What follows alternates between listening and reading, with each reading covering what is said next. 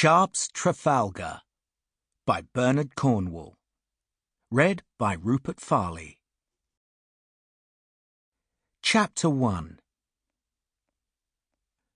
115 rupees, Ensign Richard Sharpe said, counting the money onto the table.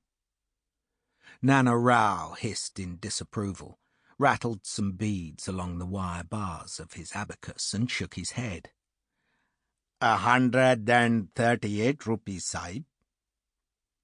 115, Sharpe insisted.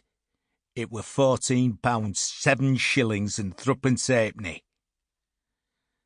Nana Rao examined his customer, gauging whether to continue the argument.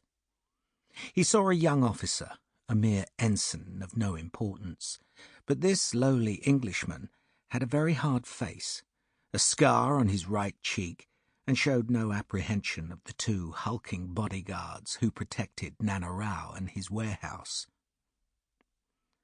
115, as you say, the merchant conceded, scooping the coins into a large black cash box. He offered Sharpe an apologetic shrug. I get older, Sahib, and find I cannot count. You can count all right, Sharpe said, but you reckon I can't. But you will be very happy with your purchases, Nana Rao said, for Sharpe had just become the possessor of a hanging bed, 2 blankets, a teak travelling chest, a lantern and a box of candles, a hogshead of arrack, a wooden bucket, a box of soap, another of tobacco, and a brass and elmwood filtering machine, which he had been assured would render water from the filthiest barrels, stored in the bottommost part of a ship's hold, into the sweetest and most palatable liquid. Nana Rao had demonstrated the filtering machine, which he claimed had been brought out from London as part of the baggage of a director of the East India Company, who had insisted on only the finest equipment. You put the water here, see?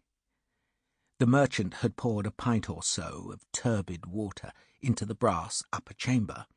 And then you allow the water to settle, Mr. Sharpe. In 5 minutes it will be as clear as glass. You observe? He lifted the upper container to show water dripping from the packed muslin layers of the filter. I have myself cleaned the filter, Mr. Sharpe, and I will warrant the item's efficiency. It would be a miserable pity to die of mud blockage in the bowel, because you would not buy this thing. So Sharpe had bought it. He had refused to purchase a chair, bookcase, sofa, or washstand, all pieces of furniture that had been used by passengers outward bound from London to Bombay. But he had paid for the filtering machine and all the other goods because otherwise his voyage home would be excruciatingly uncomfortable.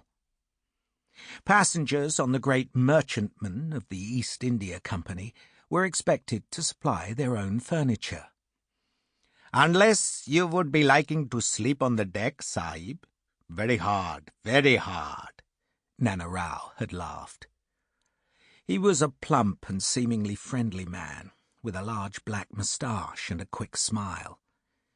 His business was to purchase the furniture of incoming passengers, which he then sold to those folk who were going home.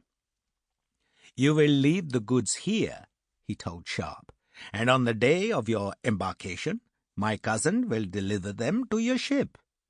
Which ship is that? The Calliope, Sharpe said. Ah, the Calliope. Captain Cornwell. Alas, the Calliope is anchored in the roads, so the goods will need to be carried out by boat. But my cousin charges very little for such a service, Mr. Sharpe, very little.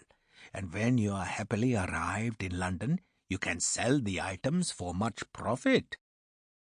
Which might, or more probably might not, have been true, but was irrelevant because that same night, just 2 days before Sharpe was to embark, Nana Rao's go-down was burnt to the ground. Sample complete. Ready to continue?